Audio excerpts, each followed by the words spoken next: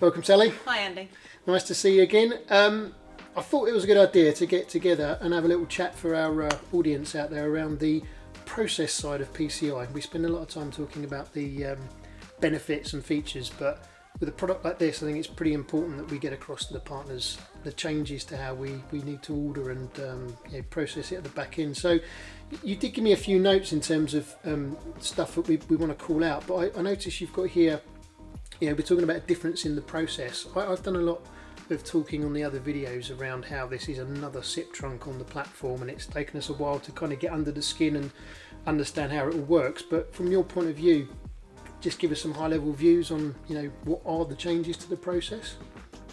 Yeah, sure. So the most important thing to understand is if it's for a new or an existing customer, and when we find out which one it is, you can go down different routes. Yeah. With new customers, it's a very simple process. We can add new numbers onto the correct SIP trunk for PCI and then add them on accordingly. It's Cool. pretty straightforward.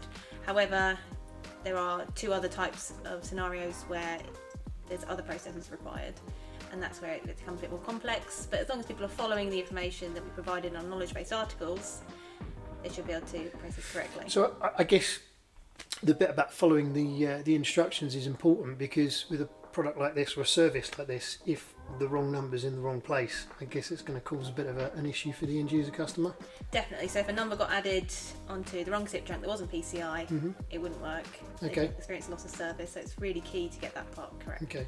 And so from an ordering point of view, when our partners are placing orders on the cloud portal, how do we determine, how will we work through that process of whether it's a new or an existing customer? So, like with many other things that we do on the portal, there's further questions that need to be added when they've ordered a license. So with PCI, as soon as we see that, we'll be contacting whoever's placed that order to say, is it a new or existing customer? Sure. And from that point, we can then go further with what we need, depending which scenario it is.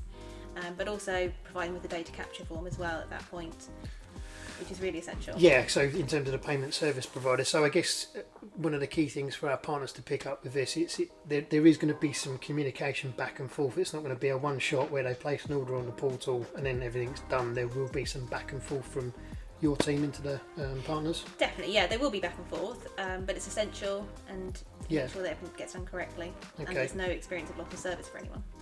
Yeah, so I guess in terms of existing customers, we've got a number of scenarios, haven't we? Because if it's an existing customer, they could be porting numbers across to this new service. It could be adding new numbers.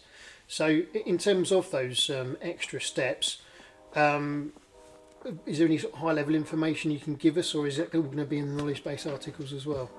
No, just briefly outline it. With an existing customer, what we would do is provide details to the customer of what they need to do next. So there's steps in the OMS portal they would have to take on that particular customer, and once they've completed those steps, it's back to us.